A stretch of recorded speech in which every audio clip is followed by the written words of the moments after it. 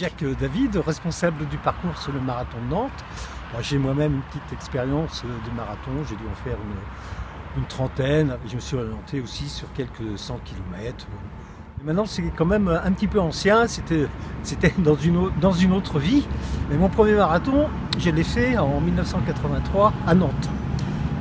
Et je me suis investi assez rapidement avec l'équipe organisatrice de l'époque, dont André Méchinge, Yannick Herry et un certain nombre d'autres personnes. Et en 1986, pour la première fois, je participais au travail sur le parcours du marathon de Nantes, qui à cette époque-là partait de la Beaujoire. Bon, bah, si je me suis engagé dans cette tâche, c'est que il faut bien dire que dans l'organisation du marathon, nous sommes avant tout une bande de copains. Hein. Nous sommes connus pour la plupart sur les courses de la région, sur les crosses, voilà, dans diverses organisations. Et voilà, notre carrière de coureur n'étant plus ce qu'elle était, nous sommes orientés vers l'organisation, ce qui est un moyen de garder contact avec le monde de la course à pied.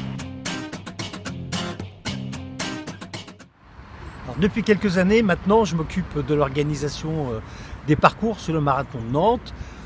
Les parcours, ça concerne bien entendu les foulées, le semi-marathon et le marathon.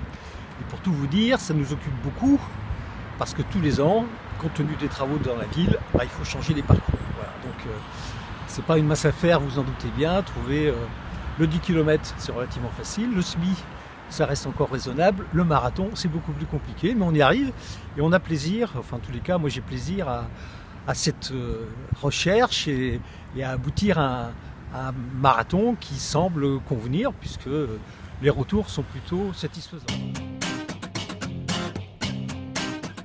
Alors, dans l'organisation du parcours du marathon, il y a quand même quelques contraintes.